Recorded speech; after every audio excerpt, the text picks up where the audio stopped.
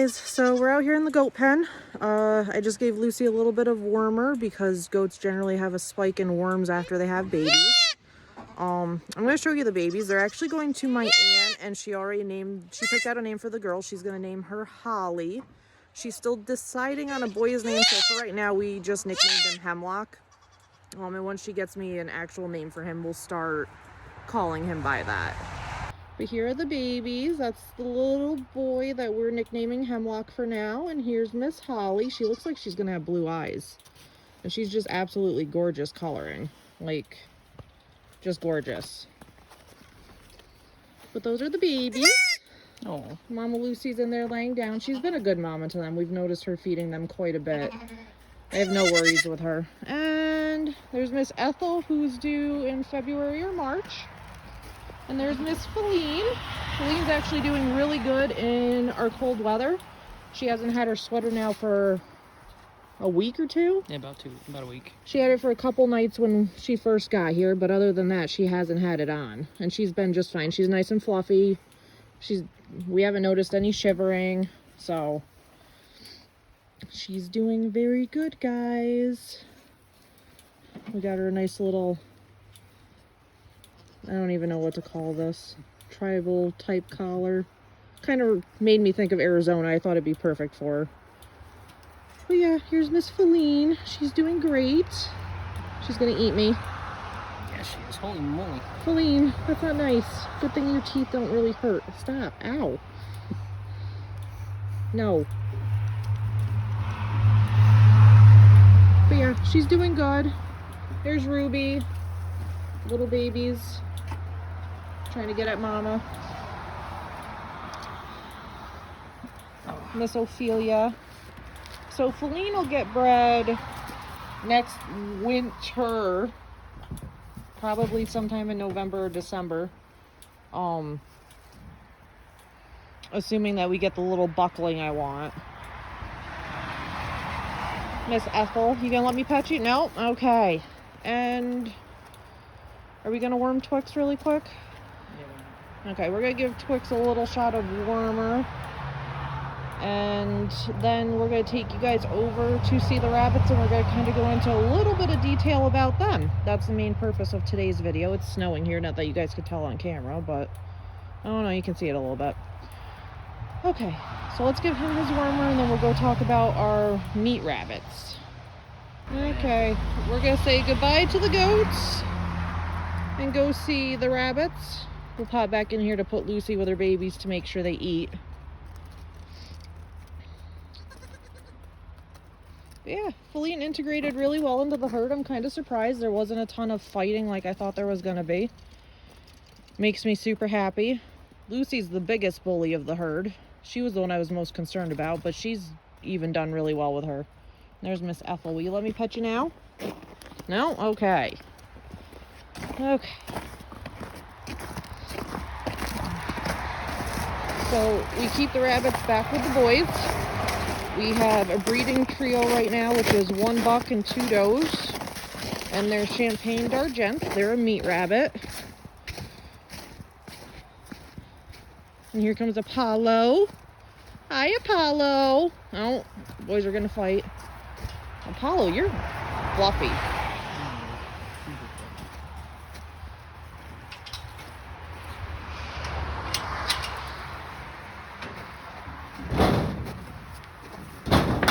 Oh, they beat it on the track. Yeah, they booted the door. Do you want to just bring one out here? Because it's dark in there, so. Here are the boys. It smells like goat. So, to anybody who doesn't have male goats, a lot of people think males stink. They just smell goaty, and I honestly enjoy the smell. Josh isn't super fond of it. It doesn't bother me one bit, though.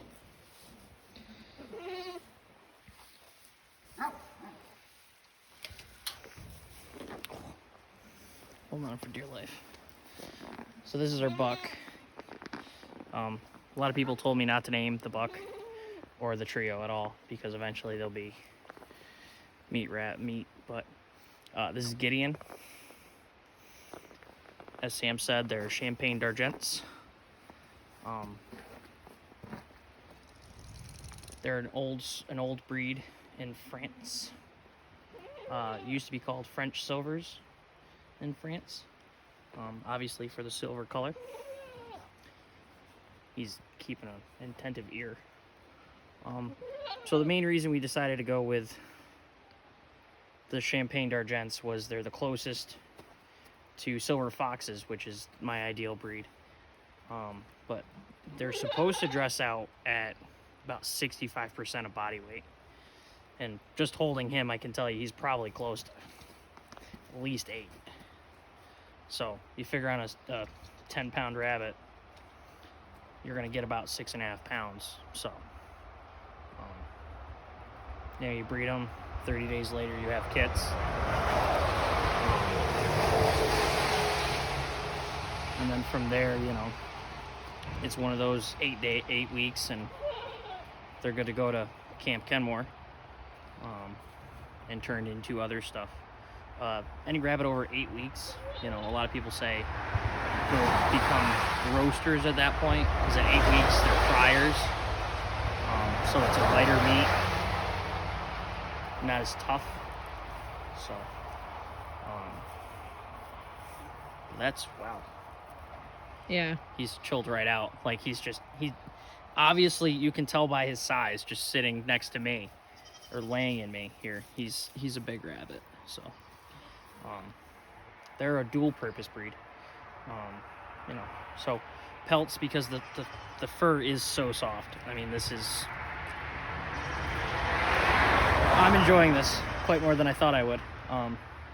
But dual purpose breed, so we'll be able to use the pelts for hopefully some nice rabbit mittens if Sam decides she wants to be that nice to me. Yeah, that's the plan. So, but otherwise, I mean, he's pretty chilled out. I mean, I haven't really held them too often, just because they are a meat rabbit.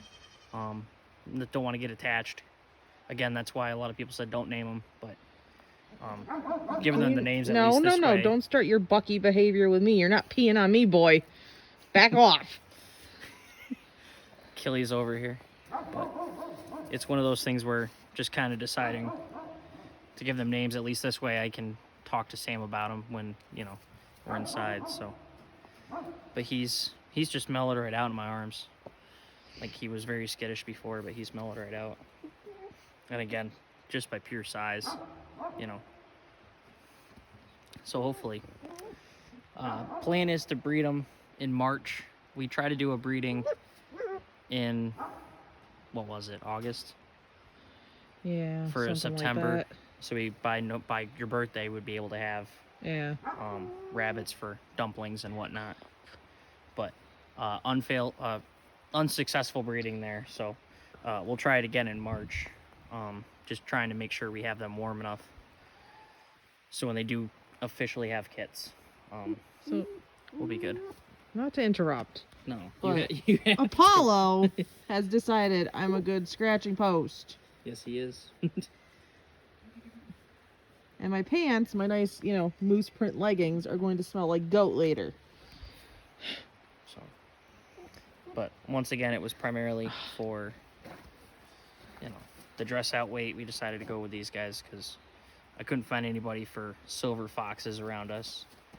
And the one guy I did talk to, he put us on a waiting list, and I never heard back from him. So, I know Sam, I don't know if Sam's disclosed it or not, but she has found some cream d'Argents.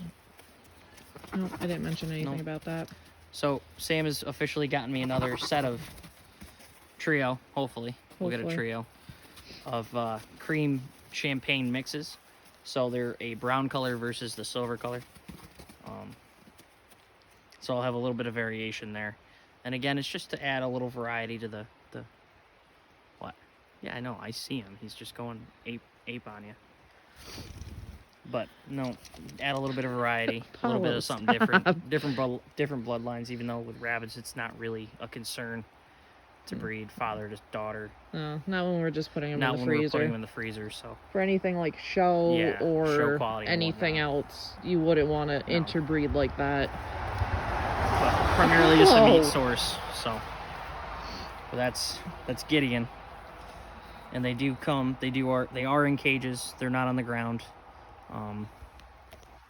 just to keep them inside a little bit warmer. Back off, dude. But we will in the spring do some grow out pens once we open up the goat pasture as a whole. So we'll do a video on that. I have a couple ideas floating around. Watched other YouTube channels that have done the grow out tractors, and we'll go from there. So, but primarily get a diet of Timothy hay. Get some pellets. Kind of free range the pellets for him, or a free feed the pellets for him. Do have a liter watering system for them, so that they do have water every day. Rotate those out, bring them in as I need to. Yeah, I'm trying to talk here, Apollo. Thank you. But, no. The goal is to have them for the meat source, so we have another renewable meat source. Again, the 30-day gestation is quick turnaround, and then by the time you're butchering, you're breeding again. So, but we'll see how the first breeding goes, and we'll go from there. So, that's the rabbits in a nutshell. Here you go, put him back. Yeah, I'll go put him back. Oh. So, Josh is gonna put the baby goats back with Lucy. We have a little heater in the shed for them so they stay nice and warm. This upcoming week, we actually have to go make a trip to Lowe's to get some lumber so Josh can build me a milking stand.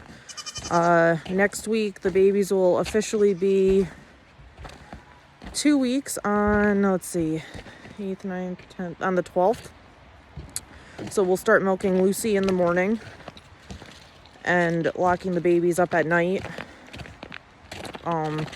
I haven't quite decided yet. Her udder's kind of small looking, so more than likely any milk I get from her I'll probably just freeze and use to make soap at a later point in time once I get enough.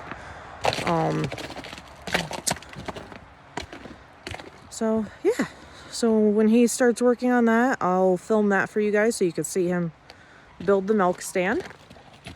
And let's see, what other news do I have? We're getting a mini Oberhasli in March. Hopefully she will be registered. The whole reason behind getting her and not just sticking with the Nigerians is I want to do soaps, lotions, cheese. Lucy and Ethel are not going to be big producers for me, and I'm expecting to get probably at least a gallon out of Ophelia a day when her babies are weaned. But the mini Oberhasli will be able to help compensate that. Because the plan is when we can switch our 9-month-old to milk, is to put her on goat's milk, just in case she has the same stomach problems I do. But yeah, that's all I got for you today, guys. If you have any questions, anything in particular you'd like to see, feel free to give me a shout on Insta or leave a comment below. Like, subscribe, and let me know what you guys think. Have a great day. Bye.